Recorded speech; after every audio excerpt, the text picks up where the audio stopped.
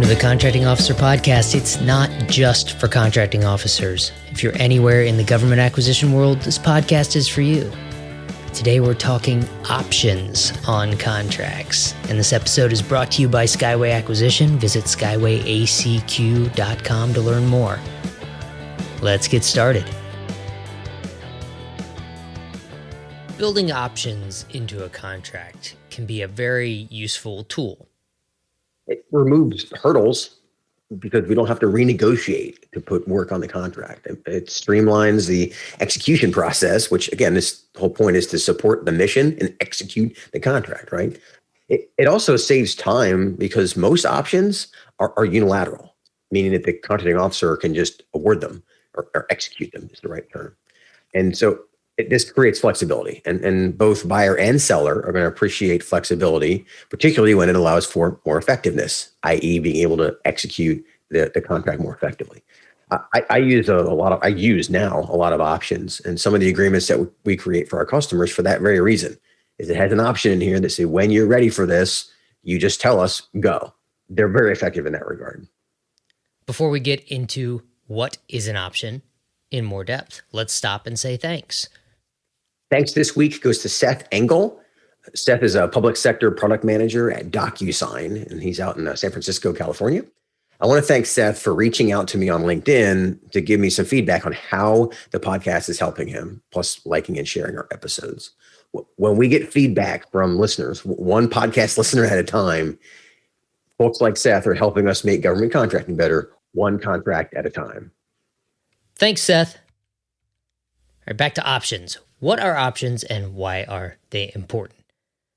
Options are just like they sound. They're optional. You don't have to do it. And FAR Part 2 breaks it down like this. An option is a unilateral right in a contract by which, for a specified time, the government may elect to purchase additional supplies or services that are within scope of the contract. Oh yeah, there's that. Has to be within scope. Let's not forget that. Or may elect to extend the term of the contract. So this gives me the right, by snapping my fingers, actually by issuing a contract modification to exercise the option, I can buy more or extend the term of my contract. This is important because, like you said, it streamlines contract execution. You can add quantities or time without proposals, evaluations, negotiations, or competitions. You just keep going with the contract you have. And therein lies the opportunity, although therein lies some risk if you do it wrong. All right, back to the FAR. Options are in FAR 17, and it describes it specifically in 17.204. 17.204a says the contract shall specify limits on the purchase of additional supplies or services or the overall duration of the term of the contract, including extensions. And here's where we get into what I talked about at the very beginning. 204b, the contract shall state the period within which the option may be exercised. So there's only a defined period that you can say, I want more or I want longer. And that period for when you can exercise it has to be set so as to provide the contractor adequate lead time to ensure continuous production. So imagine this, you're ordering widgets and you have an option a month before your final widget is to be delivered to deliver 100 more widgets. That works. You don't want to have an option that you can exercise a month after the delivery of your last widget for 100 more widgets, right? Because then the contractor may have stopped building those widgets and it's much more complicated. It could be expensive. So it's really just, I want to keep buying more, not I want to buy more at some unspecified time way down the road. You have to lock it in. So the contract tells you how many more can you buy, when can you say I want to buy them, and let's make it make sense for the contractor. This issue of adequate time is one of the reasons that the clauses have fill-ins. So you have to let the contractor know within X days. Like to your point, you can't say, okay, I need this tomorrow. It's like, well, I kind of have to order the parts before I can have it tomorrow. So that's an important element. If we're talking service contracts, FAR 17.204D says the period for option exercise may extend beyond the contract completion date for service contracts. let's say the contract is supposed to expire on September 30th, and you need the performance for the following 6 months. Having an option in the contract allows for that because that crosses a fiscal year. That's one of the reasons that you have the ability to do this specifically for services, is the funding is a different it's a different year of funding. It's just one of the reasons you're allowed to extend beyond the current end of the contract. Otherwise, all service contracts would be 1 year long and you'd have to recompete every year. So it lets you talking about getting nothing done. Right. The FAR does limit us, and this is 17204E. The total of the basic contract and the option periods shall not exceed 5 years for services. And the total of the basic and option quantities, if for supply contracts, shall not exceed 5 years. I said that really weird, but it's 5 years for both. You can't have a contract that goes over 5 years, including the options, is what the FAR is saying there. The FAR also lets you know that options can be specified as increased quantities of supplies or services in terms of a percentage of specific line items, like I need 10% more of this, an increase in specific line items, like I need 3 more of these, or it can add an additional numbered option CLIN. So you can just put more on your existing contract line items, or you can have new line items added as part of the option. And I always liked that because it wrapped up the old CLINs, and I got to continue my contract on it with a nice clean start on a new CLIN. I think contractors might, and some contract types might not have liked that because they like to have the costs all bundled together, but that's a different story. All right. we have that's why we have the episode called accounting by CLIN, because that's exactly what we're doing. And if you're not familiar with the CLIN, we cover those in episode number 35. Yeah, contract line item number. If we're talking options for extension of the term of the contract, the option will either say the new completion date is March 30th instead of September 30th, or it'll say 6 months extension, right? It's one of the two is how it's described. When would you not use an option? FAR helps us out there too. FAR is very helpful today. It says inclusion of an option is not normally in the government's interest when, in the judgment of the contracting officer. I love that phrase, by the way. In the judgment of the contracting officer, just in case we forgot this was a thinking job, it says it right there. So don't use an option if you judge as a contracting officer that you're not going to buy enough to cover the startup and production costs of doing it. So for instance, it's not like you're buying cars off the line and you just want one more of what they're already building. This is where I'm buying something custom and I want an option to buy one more of something that they have to build from scratch. That might not be economically feasible to buy at the same price as they've built in a production line previously. Does that make sense? Yeah, the strategy here is you're adding more of something that you're already doing. Hence the comment the FAR makes about minimum quantity to cover startup costs and production. If you're making something from scratch that you hadn't made, but it's still within scope of the contract, that's a weird thing to do with an option, because you're asking the contractor to basically change gears in the middle of the contract because of the option. The FAR used the words minimum economic quantities, which is somewhat self-explanatory, but maybe not. But we'll move on. We'll move on from that so we don't spend a whole podcast talking about minimum economic quantities.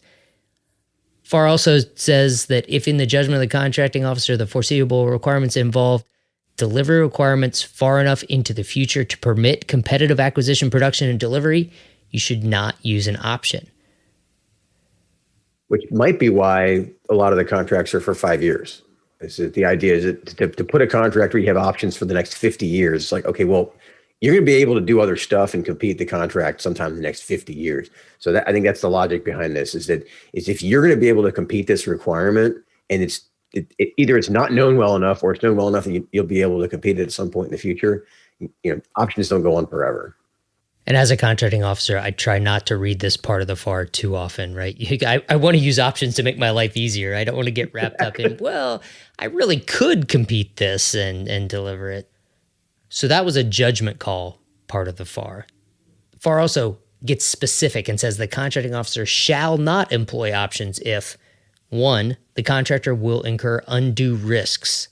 That is like the price or availability of materials or labor is not foreseeable. So you can't use it like hedging your bets, like for oil prices or something like that. You don't want to lock a contractor in to delivering something where the cost inputs could vary wildly, and you lock them into deliver me one more of these at $20, but now it could cost them $30 just to build it. You don't want to put a contractor in a bad position. And in a competition, contractors are going to bid whatever you ask for. So it's you have to be careful not to create a situation where you could drive a contractor out of business just to deliver on your options. Which is another reason you don't want to go too far out in the future. Because if you're asking me what's it going to cost to do an addition to a house now versus 2 years from now, based on the commodity prices that are going on right now, that's a pretty hard thing to push on a contractor. So yeah, that undue risk is again a judgment call. Contracting officers shall not employ options if market prices for supplies or services involved are likely to change substantially. That's kind of piles on top of the undue risk. That would cause undue risk for a contractor if market prices were likely to change substantially. Yeah, the first one is about availability of resources, that kind of stuff. The second one doubles down on price. To your point about oil, it's like don't oil consistently changes price, so don't expect to be able to get gas for $3 a gallon forever. The last one, contracting officers shall not employ options if the option represents known firm requirements for which funds are available. I'll stop there. If you have the money and you know you're going to buy these, just put them on the contract. You shouldn't use options for it unless there's always an unless. The basic quantity is a learning or testing quantity, which means, hey, I want to buy one of these or two of these, and if I like them, then I'll buy 10 or 20 more. But first, we got to prove it.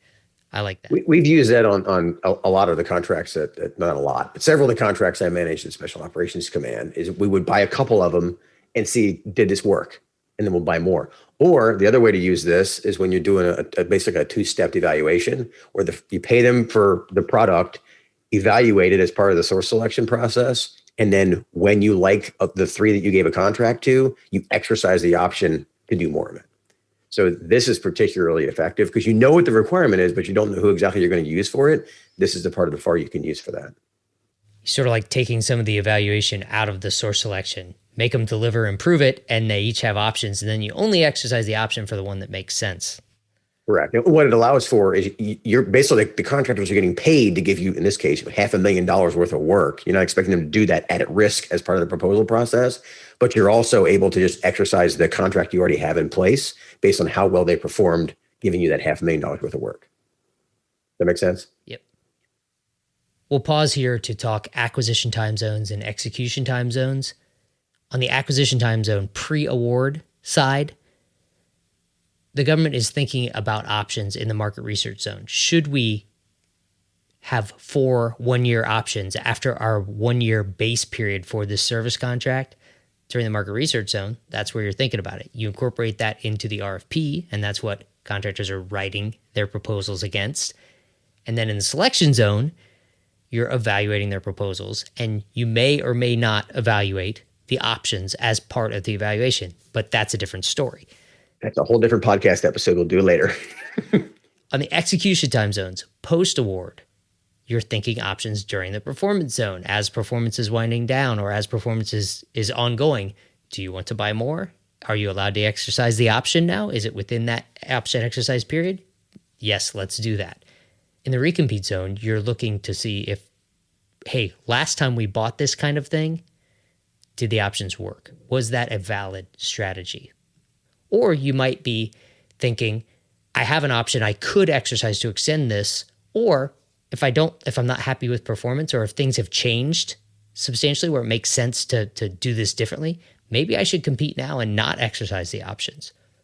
And if you're not familiar with the acquisition time zones, we cover those in episode number 3, and the execution time zones are in episode number 84. Moving on to specifics on why the government cares.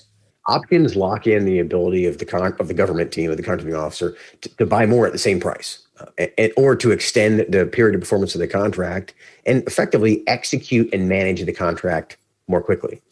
because we've already agreed on so many of these terms. Yep. No negotiations, no proposal for no engineering change proposal, and then negotiations to add more work. It's just there. Issue a mod, exercise the option, contractor delivers.